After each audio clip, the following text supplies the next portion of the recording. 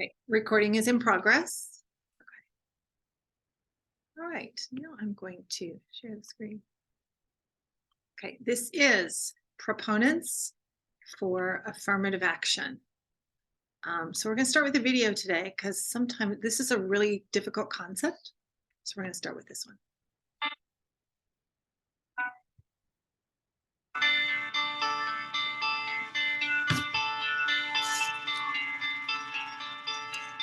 We're here at the center of Bentonville Square. There used to be a Confederate statue housed here. I was involved in the activism and the protesting surrounding removal of the monument. It was a really fraught experience, but now it's been gone for a couple years and there's a beautiful sunflower bed that's replaced it.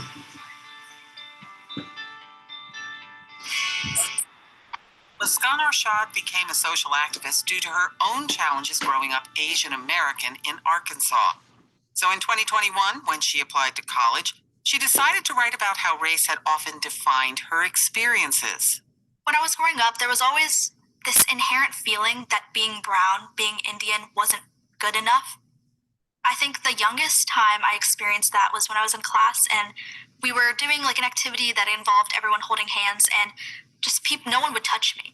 Just being like 7 years old and hearing and seeing your peers like not be able to touch you just because of your skin color and thinking you're just inherently dirty in some way, that was just an extremely hurtful moment. And I think just was the first instance of many that really cemented the fact that being brown, being Indian, being Asian American wasn't an accepted thing. My race was just essential in every part of my application and who I am. Without mentioning my race and how it was part of my life, I don't think I could have painted a full picture of who I was and maybe not even gotten into Harvard. Oh, she got into Harvard, everybody. It's the kind of history that universities like Harvard have long given special attention to because of Supreme Court decisions dating back to the 1970s, solidifying the idea that colleges can consider race in admissions in order to promote diversity. But 2 lawsuits now before the court are challenging this idea. Some big developments out of the Supreme Court today. The justice announced they will reconsider the issue of race-based affirmative action in college admissions.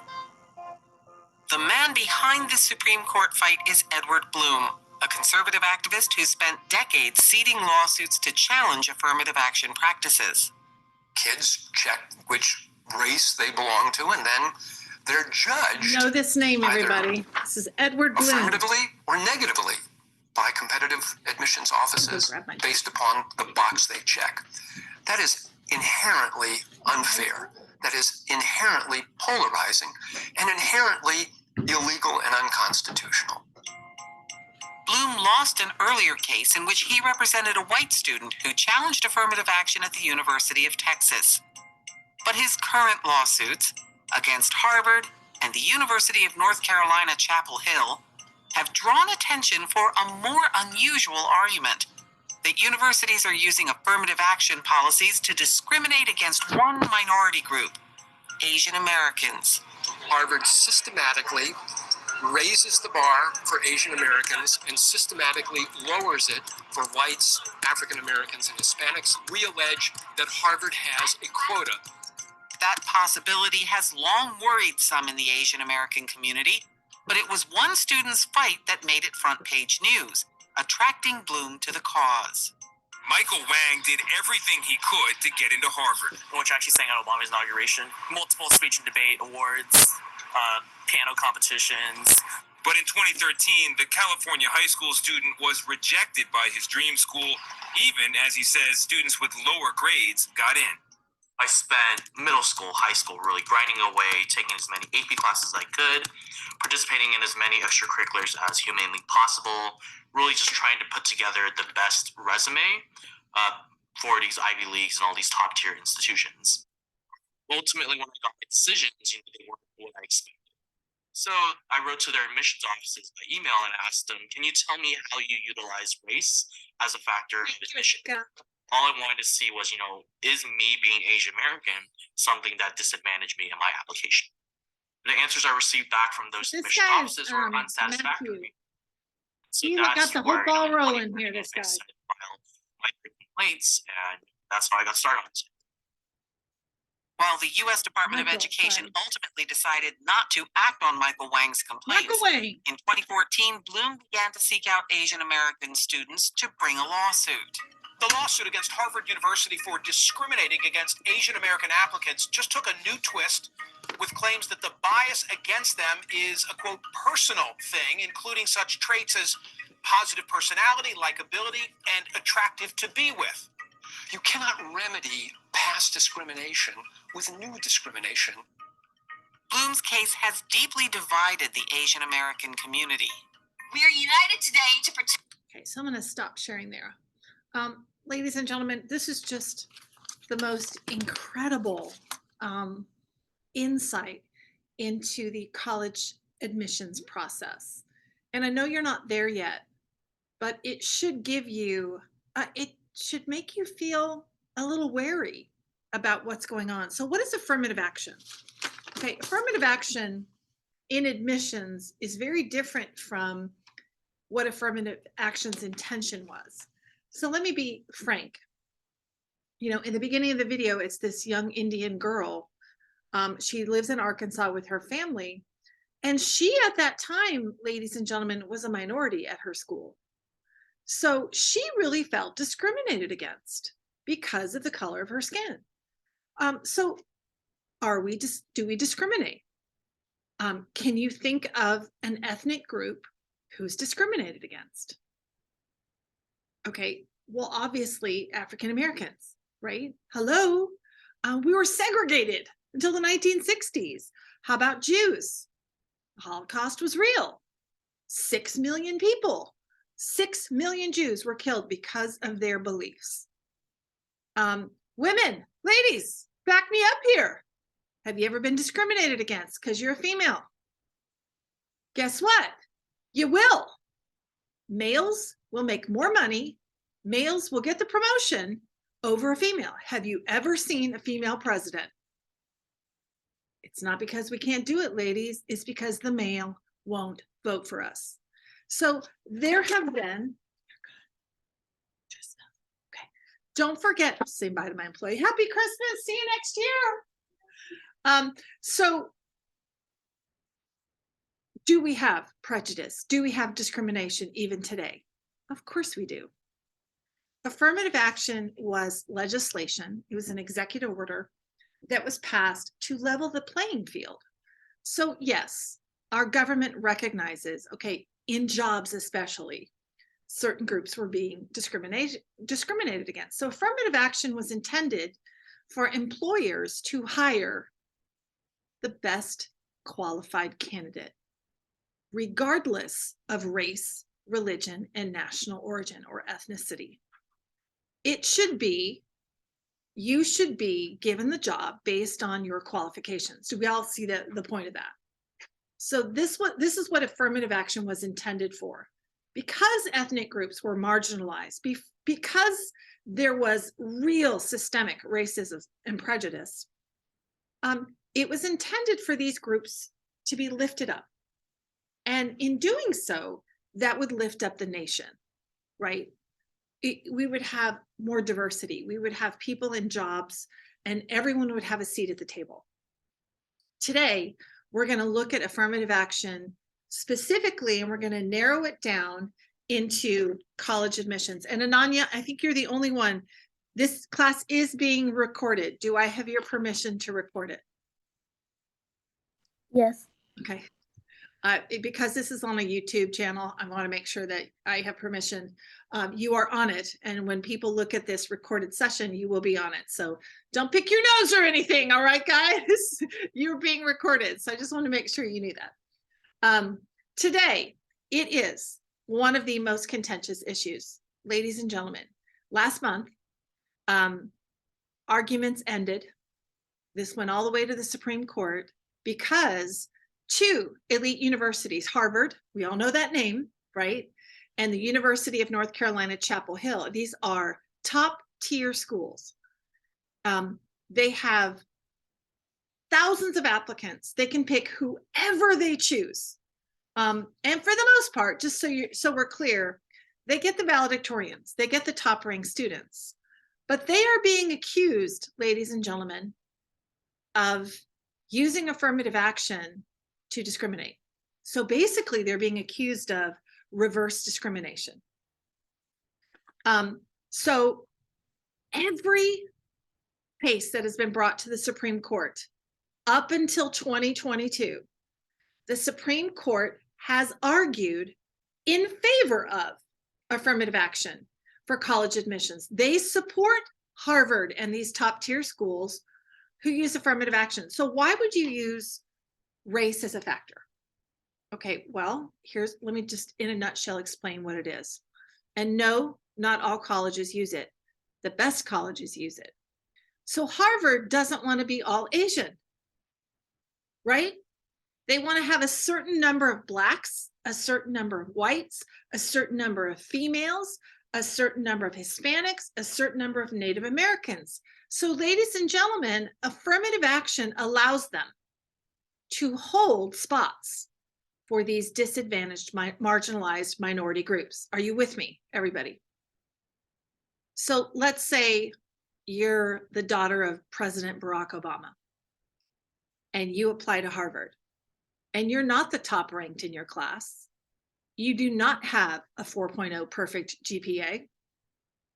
Doesn't hurt that your dad's president, but because you are Black, you will get a seat at Harvard because you will get in this side door. So we know that there are side doors to applications. Now, if you look at the news, it is illegal to write a check to get into school. You can't buy your way in. But let's say you're Jared Kushner, who is Donald Trump's son-in-law. He married Donald Trump's daughter, Ivanka Trump. And your dad is alumni. Your dad went to Harvard. Your dad's dad went to Harvard. Well, his dad wrote a check for $1.5 million. And Jared Kushner just happened to be on that admissions group. And yes, he was not top in his class. And no, he was not the best in his class, but he was allowed admission into Harvard. Is it a fair system?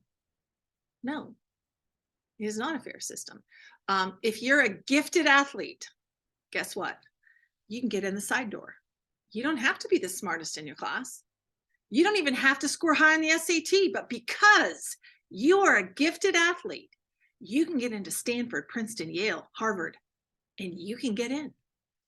You don't have to go through the rigorous qualifications. So what I call these, ladies and gentlemen, are side doors, and they are real and they exist.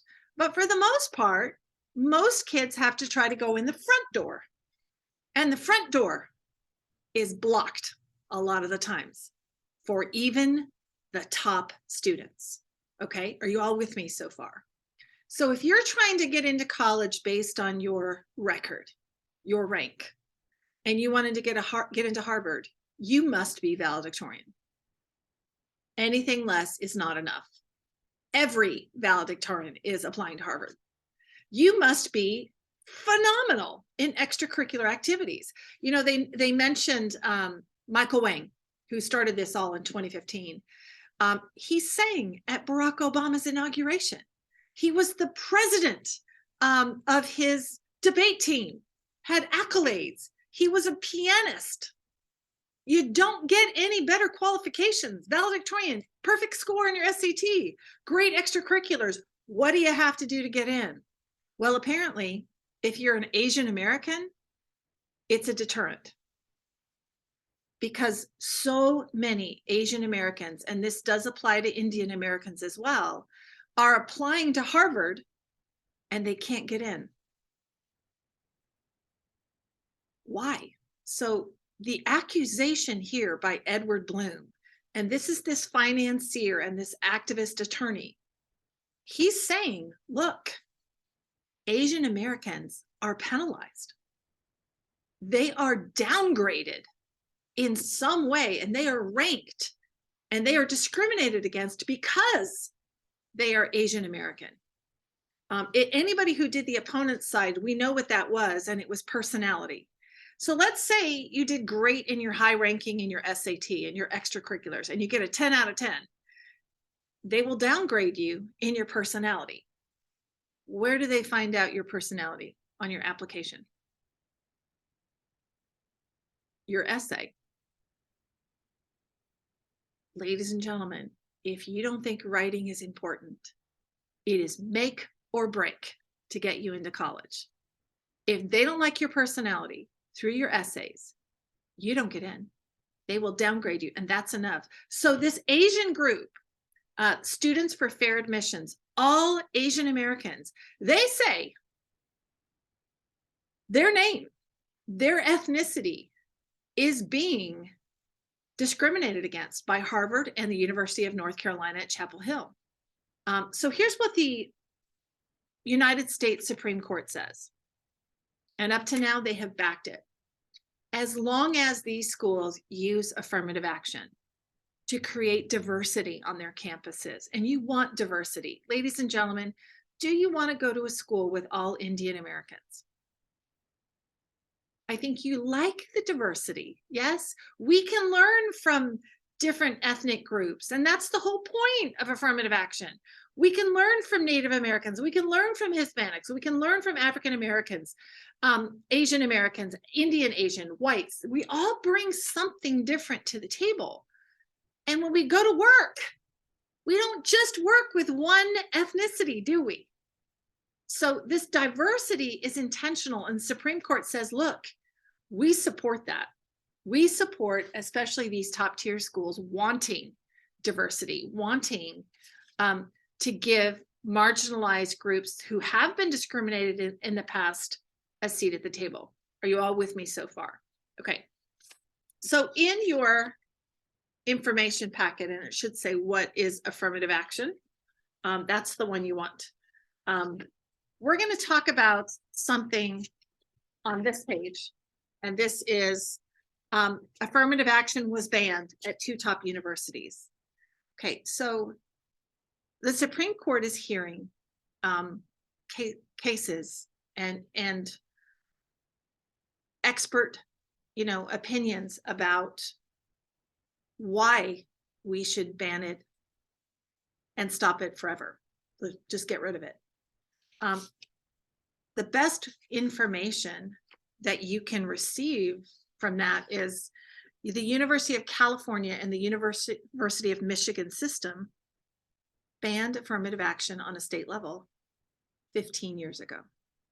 So what happened on these campuses when affirmative action ended is very telling about what could happen if Harvard and other top tier schools no longer have affirmative action policies in place.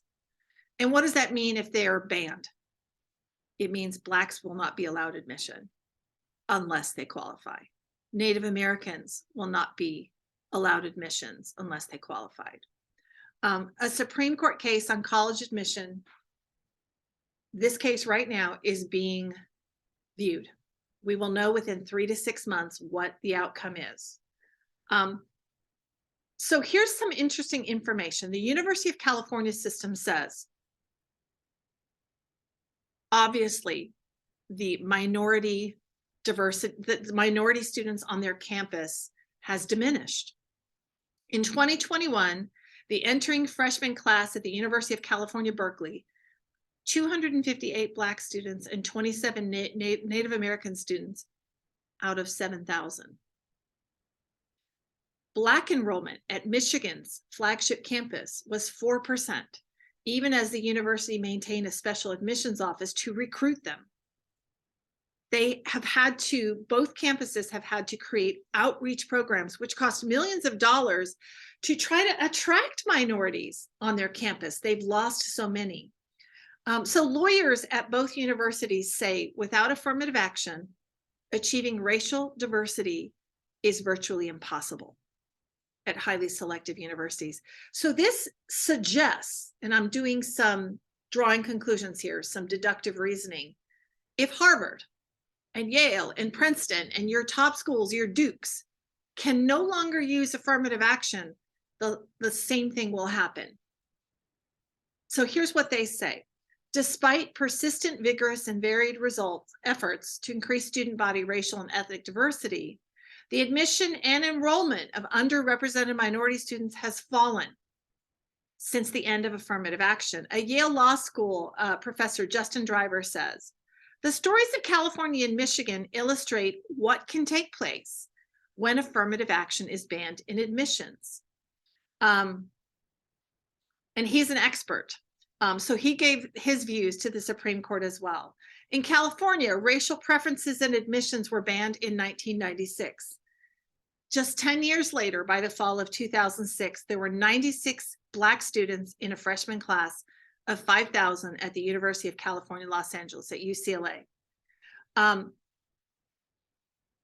Imagine you're the only Indian Asian in a class of mostly other ethnic groups.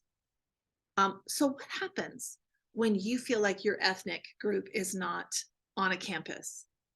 Well, you don't feel included. You feel isolation. So the challenge here is Harvard is being accused of discriminating against Asian American students by creating this subjective standard, this likability. Can they do that? Well, according to the Constitution of the United States, no. Affirmative action was intended to create diversity, and they can consider race as a factor in admissions. But here's the caveat, everybody. And this is then Justice Sandra Day O'Connor, Supreme Court Justice. She said, look, it cannot be the sole determining factor, right?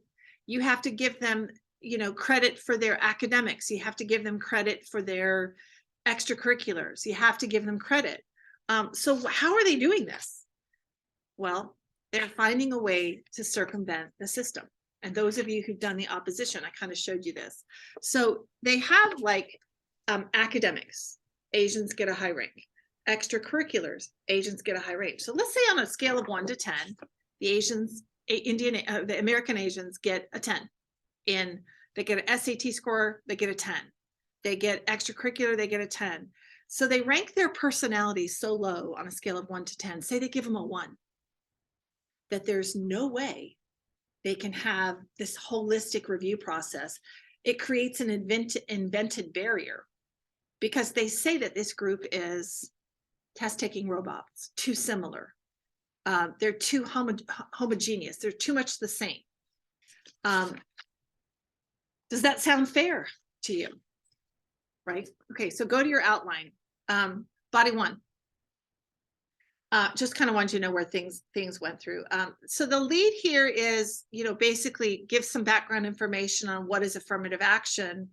So ironically, the words affirmative action, which are supposed to be positive, right? They're supposed to reduce discrimination. They conjure the opposite meaning with affirmative action in college admissions. So opponents claim this affirmative action in college admissions is giving unfair preference to students applying for college admission at elite institutions because of their race, religion, or gender. Okay, so here's what we know. 9 states, including Michigan and California, have banned affirmative action in college admissions. So if the Supreme Court rules to stop affirmative action in college admissions, that means it no longer applies. So the concern is minorities will have no shot at these top schools. Are y'all with me so far? Okay, so proponents who argue, you always give the opposite side first so we know what they're arguing. They say continuing affirmative action policies must remain in place as a constitutional right as it allows colleges to create a diverse environment. Okay, giving disadvantaged students access to a higher education at a prestigious university to maintain diverse populations. And that is their strongest argument. So body 1, the strongest argument means past court cases from the Supreme Court have always given this constitutional right to these top tier schools to consider race, which means they should be allowed to consider ethnicity to continue to create a diverse student body.